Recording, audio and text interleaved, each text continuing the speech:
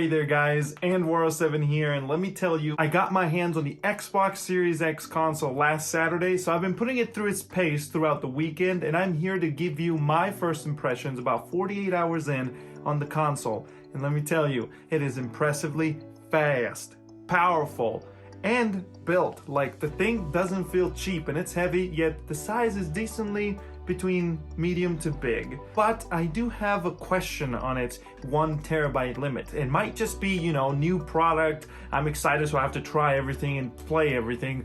But it might be an issue actually long term. And the fix for it, it's not cheap. So stick around and let's talk about it.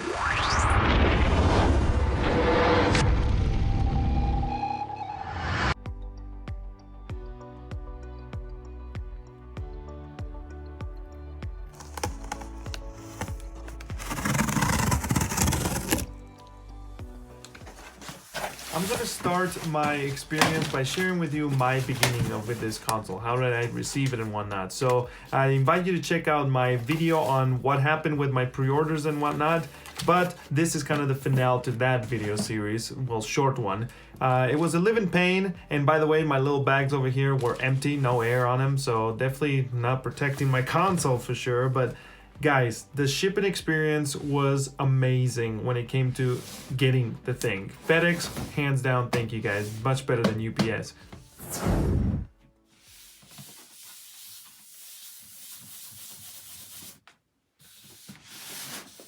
So guys, the ordering experience, pre-orders aside, the ordering experience sucks. Like, it is stuck back in 2002. Apple has been doing it for years. That's my golden example of when you order something, pandemic or not, Apple pretty much gives you an estimate, and at least it gives you a window. You give your money and you get an estimated window, and usually they keep it. So come on, Microsoft and PlayStation, step it up. But besides that, for those of you who don't know what this thing is even all about, it's a 4K capable 60 FPS natively console. It does shoot up to 120. For example, Gears does reach 4K with 120 FPS. Of course, you need an HDMI 2.1 enabled TV, like a OLED C9 for 2019 or models like that.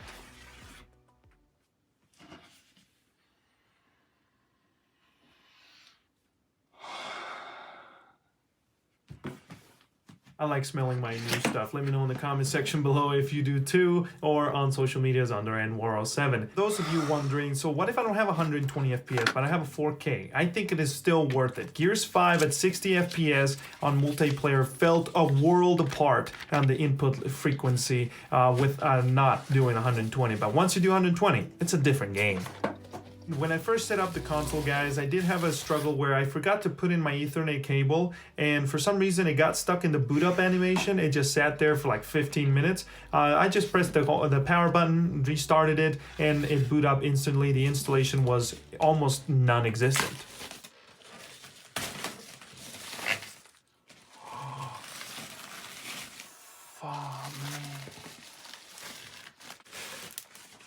Because it is blazingly fast. I'm telling you, to quick resume, it is pretty cool. There's still some games here and there. I did struggle to test the games during the weekend because the downloads were really slow. Let me know on social medias or the comment section below if you did so too. And by the way, support the channel please with a subscribe and a like and a bell so you get notified whenever these kinds of videos come out, like the weekly Xbox Game Pass quest, so you can get free Xbox Game Pass Ultimate. And let's talk about little fine details that I didn't cover that are not related to the unboxing, okay? So let's go over here. To update you guys that were following, the pre-order and the ordering event on launch day, my experience at the end was Gamestop did find my order. They did ship it. It got Saturday on the 14th. So I did wait a few days, but it was fine. And FedEx delivered it in the morning. Now, compared to my wife's phone, which UPS literally lost, and it's still lost.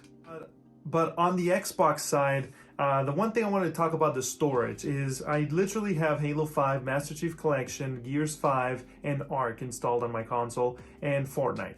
That pretty much takes care of it, and I can only have about 2 more games after that. So the 1 terabyte, it's definitely, I have a bunch of friends that are wanting to play different kind of games, so that might be stretching it a little bit.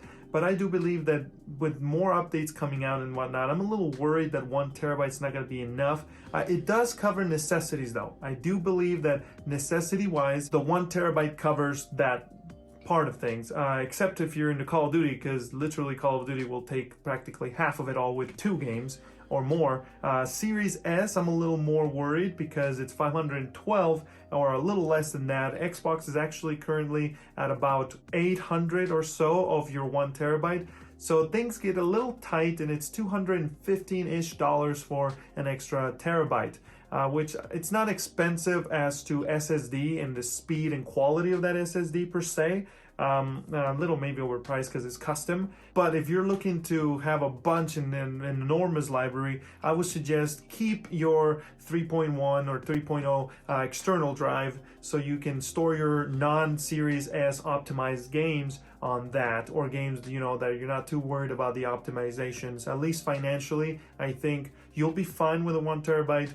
And if you get an external drive, like a 1 or 2 terabyte one for like $50 or $100, that one will take care of you for, the basic stuff, for storing and then transferring them over, because that is going to be faster than downloading. Because Xbox, I have 1,000 down. I can download CSGO in less than 20 seconds on my iMac. But the issue is Xbox doesn't allow you. I believe so, at least where I live in the Western states.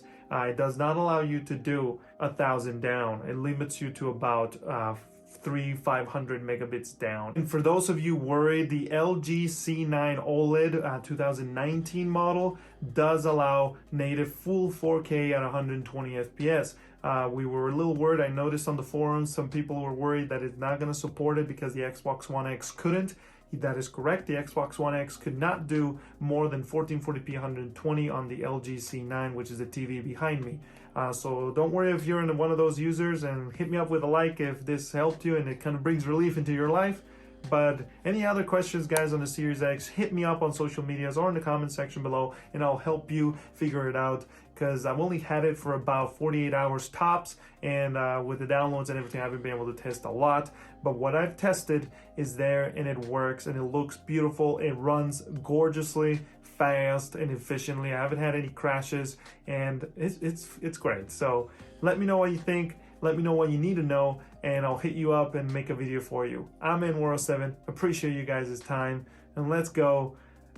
It's beautiful, guys. Like, I am super excited that the Xbox Series X is out. I've been waiting for this console to be out for a while. I've been tracking all the rumors and everything, and it's finally here.